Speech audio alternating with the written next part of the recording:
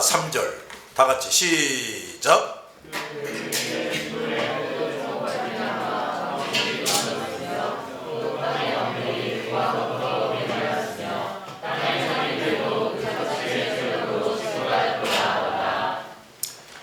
자, 지금까지 그 큰 성 바벨론이 멸망하여, 큰 성 바벨론이 뭐라고 그랬지? 물질 문명의 세계, 인본주의 세계. 자, 이걸 큰 성 바벨론이라고 그러는 거다. 큰 성 바벨론이 멸망하여 지옥과 같이 황폐화된다는 천사의 힘찬 음성에 대해 공부했습니다. 천사가 큰 음성으로 이렇게 선언하다가 그 큰 성 바벨론이 왜 그렇게 멸망을 당하게 되었는지 그 이유를 3절에서 설명해 주고 있습니다. 그것은 세계의 모든 나라와 그 통치자, 지도자들과 상인들, 즉 경제를 주도하는 경제인들이 음행의 진노의 포도주를 마시고 취했기 때문이라는 것이다. 여기 음행의 진노의 포도주라는 말은 모두 다 가늠짓만 열심히 했다 그런 말이 아니라 하나님보다도 다른 것을 더 중요히 여기고 사랑한다 그 말이지. 알았지? 특히 물질이죠. 물질. 포도주는 사람을 취하게 만드는 것을 의미하는데 음행의 포도주라 했으니 사람들이 그것으로 인해서 하나님을 섬기고 순종하는 것이 아니라 세상의 것들과 사탄을 섬기고 쫓겨야 된다는 것이고, 그것이 진노의 포도주라는 것은 그 결과로 그들 모두가 하나님의 진노를 받게 된다는 것입니다. 알았어요? 그러니까 물질 문명주의, 저 거대한 건물을 세운다, 뭐 더 큰 재벌을 만들겠다, 뭐 이러면서 하나님도 섬기지 않고 사는 사람들은 결국에는 이 진노의 포도주를 받게 된다. 그래서 그들이 이룩해온 그 큰 성 바벨론, 즉 세상 마지막 때의 거대한 물질 문명의 세계가 지옥같이 황폐화되고 만다는 것이다. 따라서 여기 18장 3절에서 하나님이 그 세상주의 유혹에 빠져서 사는 것이 얼마나 어리석고 불쌍한 것인가를 강조해 주고 있습니다. 그리고 이 3절 말씀은 이미 17장 2절에서도 똑같이 언급됐었는데 지금 18장에서 큰 성 바벨론의 멸망에 대해 상세히 설명하고자 하면서 세계 만국과 왕들과 상고들이 음행의 진노의 포도주에 취했기 때문에 큰 성 바벨론이 이처럼 비참하게 멸망하게 된 것이라고 설명하고 있다. 여기서 우리가 주목해야 할 것이 있습니다. 그 세상주의 유혹 때문에 결국 이 세상이 멸망을 당하게 되는데 그 유혹이 얼마나 방대하고 위력 있게 사람들에게 침투하느냐 하면 세계 모든 나라, 즉 자유주의, 공산주의 할 것 없이 세계 모든 나라와 민족들이 한결같이 거기에 빠지게 되고 그들의 정치적 지도자들, 정신적 지도자들, 그리고 경제적 지도자들까지도 한결같이 그 세상주의, 물질 문명주의에 빠지게 된다는 것이다. 지금 그렇게 되고 있잖아요. 그렇지? 과거의 중공, 그동안의 철의 장막을 들이우고 공산주의 이론에 입각한 유토피아 건설을 꿈꿔왔습니다. 그러다 보니 유토피아는커녕 모든 면에서 세계 여러 나라들에 뒤지고 점점 생활이 피폐해져 가는 것을 알았습니다. 그래서 점점 문호, 등소평이라는 자가 이제 나타나면서 문호를 개방하고 서양의 자본을 적극 끌어들이고 자유경쟁주의적 시장체제를 도입하고 사유재산을 어느 정도 인정하며 자유주의 세계를 본떠느라 여념이 없게 되었다. 그러자 소련, 소비에트 연방, 지금은 망했지만 그 소련도 사기업과 사유재산을 인정하여 기업활동, 시장경제체제, 경쟁적 산업활동을 권장해서 선진 문명국의 대열에 끼어야 되겠다고 안간힘을 썼다. 결국 이들은 1991년에 해체되었다. 그러고 보니 북한만이 그 낙후한 사회를 벗어나지 못하고 있다. 아마 조만간 북한도 중공이나 소련처럼 서구 문명주의를 따르지 않을 수가 없을 것이다. 자, 그렇다면 이 세상은 과연 여기 18장 3절의 예언대로 세계 만국이 세상주의, 물질 문명주의에 빠지고 있는 것이 사실이다. 그리고 또 여기 예언대로 나라마다 통치자와 지도자들은 어떻게 하면 자기 나라를 물질 문명 강국으로 만들까 고심하며 전력을 다하고 있다. 그렇죠? 이 나라의 대통령도 기회 있을 때마다 우리나라를 보다 부강한 나라, 선진국을 만들고 누구나 골고루 물질 문명의 혜택을 보다 많이 누리게 하겠다고 말하고 있다. 그에 발맞추어서 학자나 지식인들 역시 보다 좋고 기발한 물건이나 시설을 만드느라 잠도 안 자며 애쓰고 있다. 그런데 여기 18장 3절에서 특별한 부류가 지칭되어 나오는데 상인들, 기업하는 사람들, 장사하는 사람들이야. 상인들은 경제인들을 의미한다. 다른 곳에는 없는데 여기 18장 3절에 와서는 특별히 이 상인들이 그 사치의 세력을 인하여 치부했기 때문에 큰 성 바벨론이 멸망하는 한 가지 이유가 되었다고 언급하고 있다. 이미 오래전부터 부자들, 경제적 지도자들, 장사를 크게 벌이는 사람들이 사람들의 선망의 대상이 되어왔다. 전에는 동서양을 막론하고 장사하는 사람들을 천민으로 여겨왔었는데 근래는 누구든지 돈 많이 가진 자가 대접받고 행세하는 세상이 되어서 무역이나 장사, 기업을 크게 벌이는 사람들이 실력자로 등장하고 대접을 받고 있다. 그러니까 유해를 국빈 방문한다고 하면서 수십 명의 대기업 총수들을 대통령 전용기에 싣고 가는 거예요. 거기에 나 같은 목사는 한 사람도 없어. 나 같은 목사는 초청도 안 하지. 기업하는 사람들, 돈 잘 버는 사람들을 잔뜩 싣고 가서 그 어느 나라 가서든지 이들이 세일즈를 하게 하는 거예요. 그런데 여기 보면 상인들이 그 사치의 세력을 인하여 치부하였다는 것을 특별히 지적하고 있다.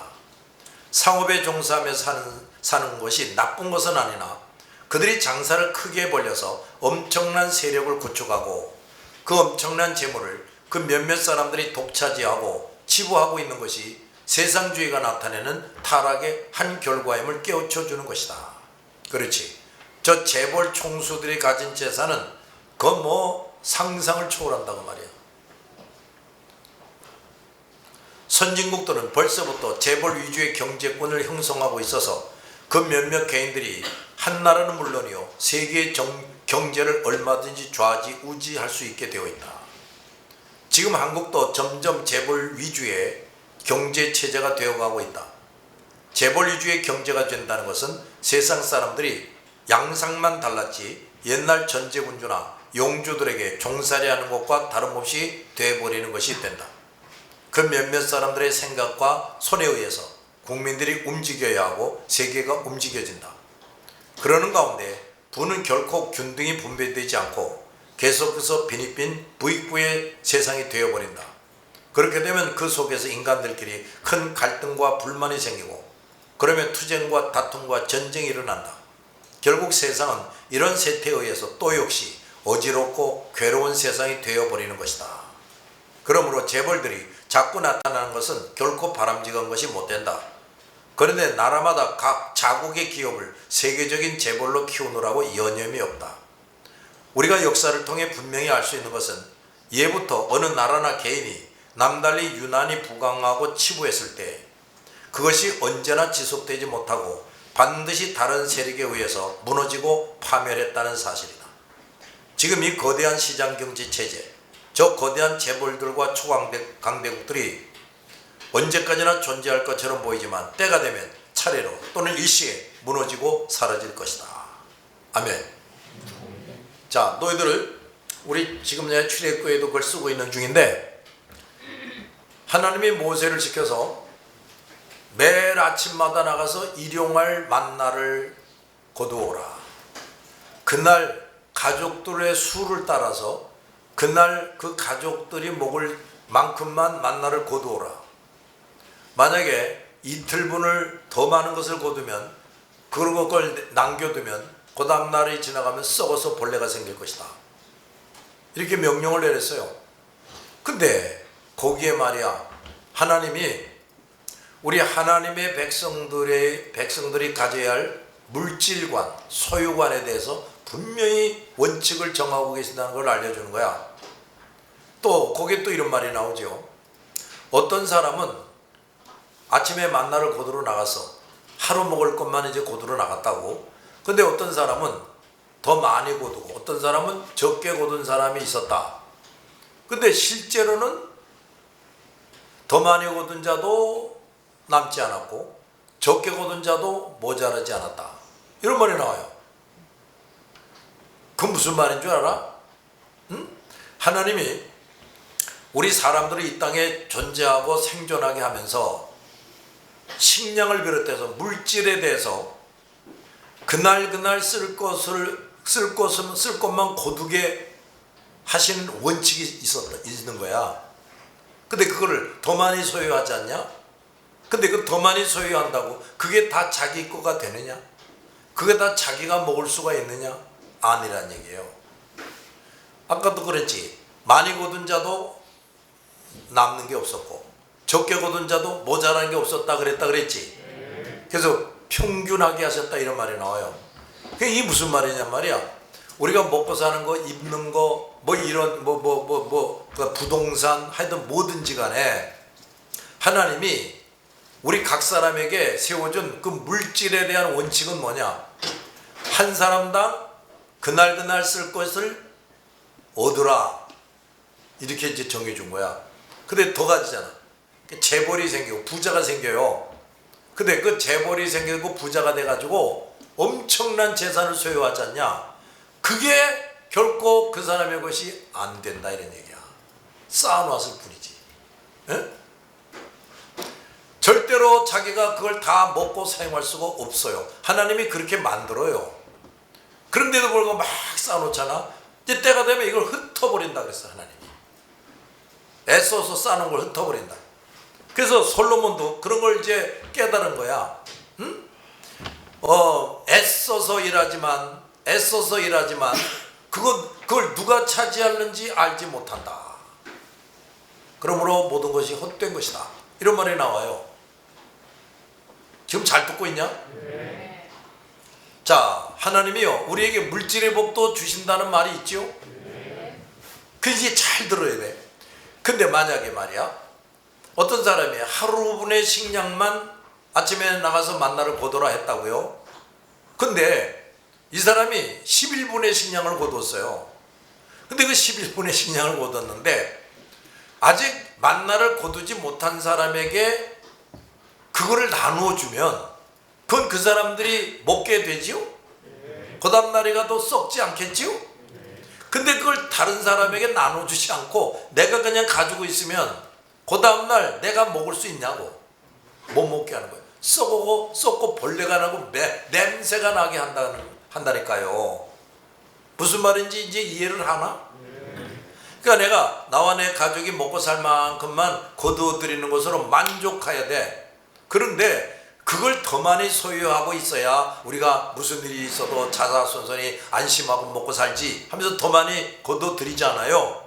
근데 그 더 많이 거두어 드리기만 하고 이걸 없는 사람에게 나누어 줄 때 나누어 주지도 않고 심지어 하나님이 내가 그걸 좀 써야 되겠다 하는데도 하나님께 가져오지도 않고 그러면 결국은 다 썩어버리고 없어져 버리는 게 된다는 얘기예요.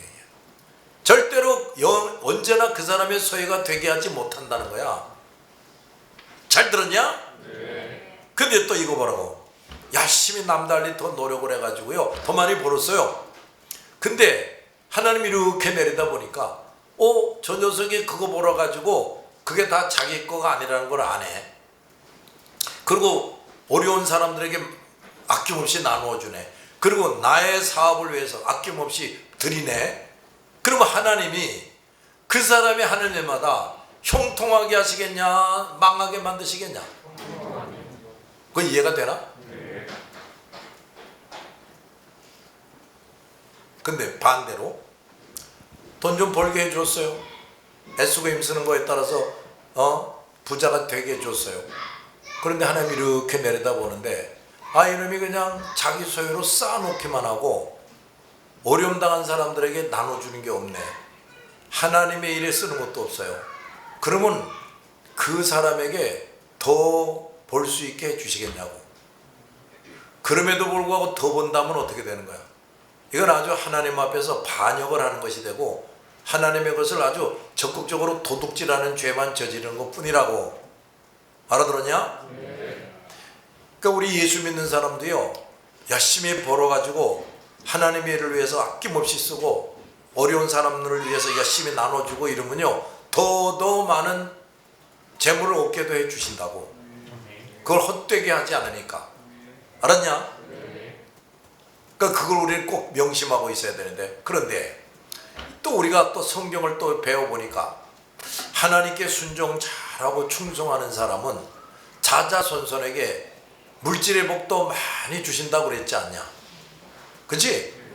그러니까 그걸 보면 그러면 일용할 양식만 주는 게 아니라 자자손손이 경제적으로 아주 여유 있게 살게 해주신다, 그런 말씀이란 말이지. 알았냐? 근데 그것과 방금 전에 얘기한 것과는 뭘 어떻게 구분을 해야 되느냐? 하나님이 내가 정말 순종자라고 충성자라서 정말 하나님을 기쁘시겠다, 다른 사람들을 구원 얻게 하고 복되게 살게 해 주었다. 그러니까 물질을 내가 가지고 나눠준 것보다도 더 많은 사람들을 구원 얻게 해주고 복을 많이 받고 살게 해줬다. 이러면 하나님이 그에 대한 상으로 물질도 풍부하게 주시고 누릴 수 있게 해주신다 이거야. 요거는 방금 전에 얘기한 것과는 좀 이 성격이 다른 거지. 알아들었냐? 네. 방금 전에 얘기한 건 뭐야? 잘 들으라고. 자기가 남달이 열심히 노력해서 하루에 내 식구들이 하루에 쓸만한 것만 버는 게 아니라 더 많은 걸 벌어들일 수가 있다. 근데 이 사람이 이걸 조금 더 다른 사람에게 나눠주는 게 없고 하나님 일을 위해서도 기꺼이 쓰는 것이 없다 그러면 결국엔 하나님이 그걸 뺏어서 흩어주는 거예요. 절대로 그 사람 혼자 그 자식들하고 자기와 자식들이 다 먹을 수 없게 만들어요. 마음대로 쓰지 못하게 만들어요. 잘 들었냐? 그런데 이런 일이 또 있다는 거지. 하나님만을 섬기고 말씀 잘 순종하고 그리고 사명을 충실히 감당하는 거야. 근데 그 말씀 잘 순종하고 사명을 충실히 감당하는 것 중에서 이 사람이 뭘 잘하느냐? 많은 사람들을 구원 얻게 하는 일을 하는 거야. 많은 사람들에게 물질을 나누어주는 것보다도 더 큰 사랑을 나눠주는 거야. 그럼 하나님이 야, 너와 내 자손은 하루 분량만 가지게 하는 게 아니라 내가 자자손손이 부자로 살게도 해주겠다, 이렇게 되는 거야.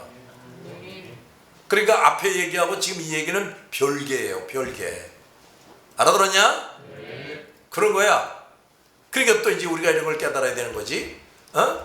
우리가 정말로 하루 분량이 아니라 한 달분 10년 분량의 양식이나 재물을 우리가 가질 수가 있으려면은 하나님도 제대로 섬길 줄 모르면서 다른 사람들에게 나눠주는 것도 없으면서 또 그냥 나만 치부하느라고 쌓아놓고 있기만 하면 절대로 그것은 그 사람들의 것이 되지를 못하게 한다는 거야. 하나님은 흩어버린다 이거야. 벌레가 먹고 썩는 것처럼. 잘 들었냐?